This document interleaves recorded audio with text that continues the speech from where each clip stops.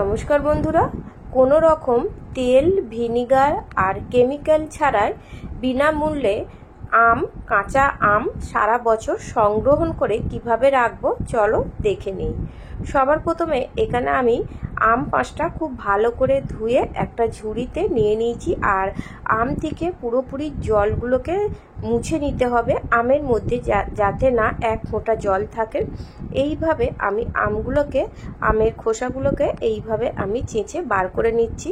আপনারা চাইলে খোসা শুদ্ধ আম সংরক্ষণ করতে পারেন। আজকে আমি খোসা ছাড়া আম সংরক্ষণ করে দেখাবো। এখানে আমি আম কেটে নিয়েছি। এবারে একটা ছুরি দিয়ে আমি আমগুলোকে মাঝখান থেকে 2-8খানা করে ভাগ করে নিয়েছি। তারপর আবারও আমি ছোট ছোট এরম লম্বা করে করে আমি ছুরি দিয়ে আমগুলোকে সব কেটে নিয়েছি। এইভাবে কেটে নেওয়ার পরে আমের মধ্যে দেখুন এক ফোঁটা জল নেই, এর মধ্যে জল যেন না থাকে। খুব ভালো করে জলগুলোকে মুছে নিতে হবে, তারপর এই রেসিপিটা তৈরি করা যাবে।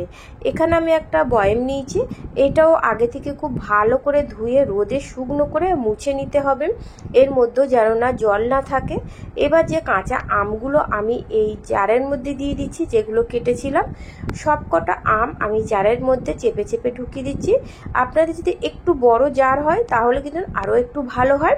আমার এখানে জারটা একটু ছোট হয়ে গেছে, আপনারা একটু বড় নেবেন। এবারে এর মধ্যে আমি দিয়ে দেবো 3টে কাঁচা লঙ্কা। 3টে কাঁচা লঙ্কা দিলে এই আমের টেস্টটা খুব ভালো হয়, ঝাল ঝাল টক টক থাকে। এবারে চলুন, এখানে আমি কড়ার মধ্যে 500 ml জল নিয়ে নেব। জলটা অবশ্যই 500 ml নেবেন। আর তারপরে এখানে দেব 200 গ্রাম নুন। এই নুনটাই কিন্তু আমটাকে ভালো রাখতে সাহায্য করবে। কিভাবে সাহায্য করবে দেখে নিই। চাপা দিয়ে 15 মিনিট ফুটিয়ে নেব। এবারে 15 মিনিট ফুটিয়ে নেওয়ার পরে দেখুন এইভাবে হাত দিয়ে পুরো যেন জলটা একদম ঠান্ডা হয়ে যায়। তারপরে কিন্তু এই জলটা আমি গ্লাসে করে নিয়ে আমের জারের মধ্যে ঢেলে দিচ্ছি।